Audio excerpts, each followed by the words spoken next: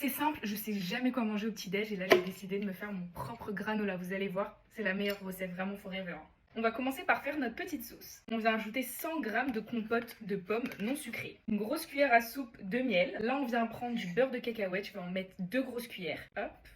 Et ça c'est celui de chez Coro et il y a également du caramel dedans.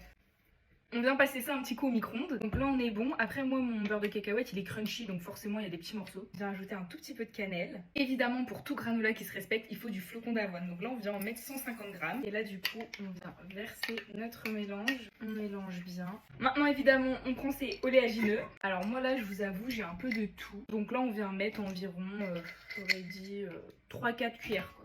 Waouh, j'adore. Donc là on se retrouve au niveau de mon air fryer. J'ai mis une petite caissette. Et là tout simplement, bon, on vient mettre ça dedans.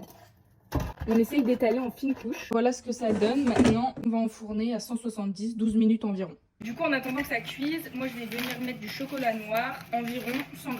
On vient concasser ça en pépites. Et là du coup on se retrouve avec des belles grosses pépites. À la moitié de la cuisson, on va venir casser les morceaux. On mélange un peu. Voilà, maintenant c'est reparti. Et du coup, voilà le résultat. On va laisser refroidir le granola. Ça a bien refroidi, regardez-moi la merveille. Là, on va pouvoir ajouter les pépites de chocolat. Attendez bien que ça refroidisse, sinon ça va fondre. Oh my god. Et on va mettre dans le petit pot.